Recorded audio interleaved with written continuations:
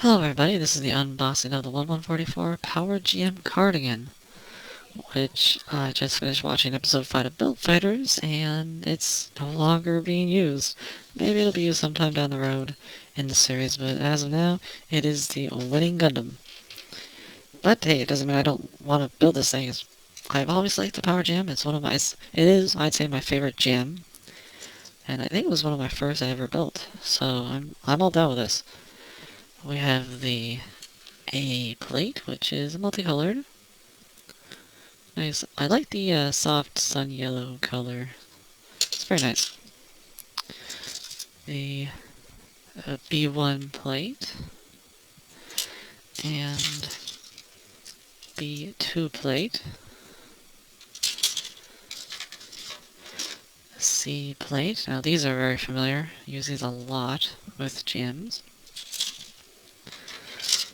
And don't have a D plate. Actually, no, this is the D plate. We don't have a C plate. The C plate was, I'm pretty sure, from the Power GM for something, from other parts. But this is the E1 plate. Got the new weaponry.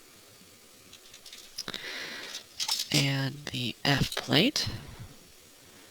Or like the add-on armor pieces. And the G plate, which is basically the other parts, the duplicate parts for like the shield and stuff. And then the polycaps, because it is an older kit, so it takes more. Got some nice light pink beams, and not too bad of a sticker sheet.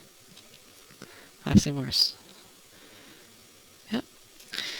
And then, where to go, we've got the instruction manual. And man, the fan arts I have seen of her, it boggles the mind. Holy cow. And so there's the Power Jam. And then we got the beginning 30th and the dual assault strategy, I guess. Makes sense. Got some detailed shots of the cardigan. Oh, they're trying to show kind of like weathering. It's not bad. And we got the parts count. And starting with the torso and backpack, the head, the arms, feet. Come on. And the legs. And then the other leg. And then the waist.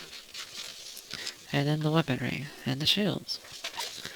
And then basically mounting everything. And that's it. It is pretty straightforward in terms of the... Am I missing anything? Nope. In terms of the construction, because it is based on an older suit, but with some new pieces. But like I said, I really do like the Power GM, so this is gonna be fun. And a little bit nostalgic because it's been a while. So that's about it, and I'll see you at the next review.